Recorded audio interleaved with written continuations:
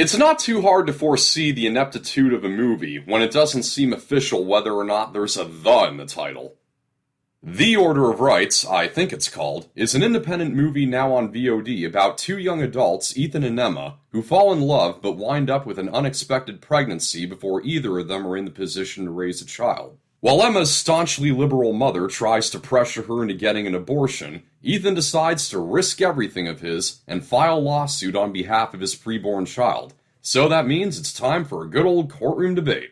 When these little independent, conservative, and/or Christian movies are announced, I often follow them for better or for worse, and this one I believe was filmed all the way back in 2016, and I first heard of it in 2017 when Ben Davies, one of the stars, brought it up in an interview. And now, finally, it has been dumped on VOD. This movie was apparently crowdfunded on Indiegogo, which may sound like an inherently bad sign, but it's not necessarily. The Gosnell movie from 2018 was mostly crowdfunded, and it turned out pretty darn good.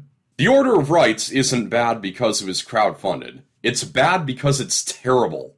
Now, from my experiences, video reviews of these kind of movies are viewed mostly by, well, the audience for the movie. And if you give it a negative review, there are those that get up in arms and make straw man arguments against you.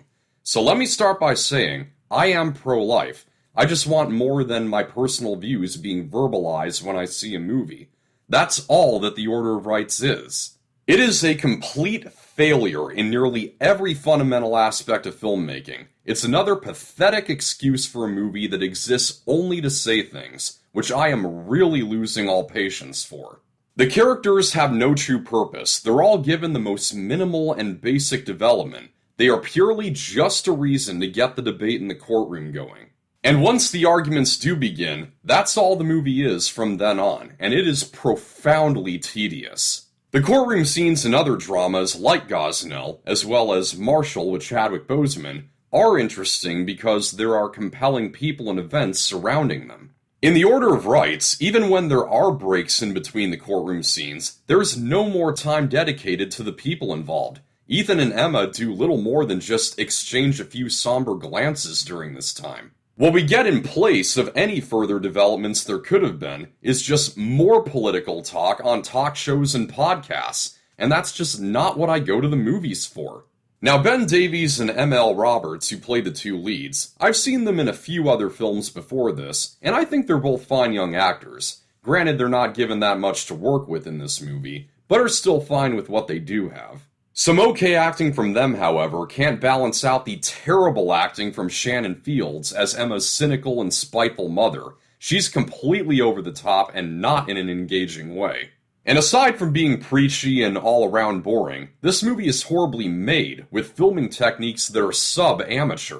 There are scenes that ignore the very basic 180 rule, and countless shots that start off-center and then shift so that a person is in focus. This happens over and over again throughout the movie. It's as if they had next to no time to film each scene, so the cameraman just had to make his adjustments while they were rolling. Several scenes are even lit differently, some having a very whited out color palette, and back-to-back moments with contrasting FPSs. There's a scene that begins inside of a grocery store, and then it goes outside and it's being shot at an obviously slower frame rate. While it's never as hideous looking as Voiceless, this is one of the most inconsistent looking movies I've ever seen. And on top of that, every transition to the next scene is a quick fade out and fade in, giving it almost the feel of a 105-minute season recap of a TV series.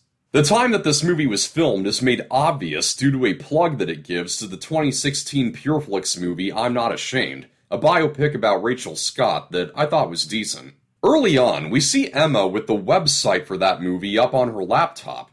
What doesn't work about that is that I'm Not Ashamed also had Ben Davies and Emma L. Roberts in it. Now sure, that may not be any crazier than Hot Tub Time Machine being brought up in Avengers Endgame when one of the actors from that movie also stars in the MCU, but The Order of Rights is more meant to be in the reality that we live in, so it's much less forgivable. And for the end credits, what's the cheapest and easiest song for a movie to go to signify that it's Christian? Ding! Amazing Grace. Once a year or so, there comes a movie from the Christian film industry that is pleasantly surprising in how decent it is, and gives me hope that they're evolving. And then every year, there's one of these. A movie that couldn't care less about being a movie, about giving the audience a riveting experience or story, and it's just there to preach to the choir. It feels long even at just a standard hour and 45 minutes, with wooden characters and no comprehension of basic filmmaking guidelines. I don't even care that much that I'm in favor of what it's saying, because none of it is effective. Scoring on the Factor Facts, I'm giving The Order of Rights a 12%. I am Groot. So what? It's better than 11%. What the hell does that have to do with anything? That's a wrap. Thank you for watching. I hope you found this review helpful. Like and share, subscribe for more. This is Pop Culture. I'm Alex Pop.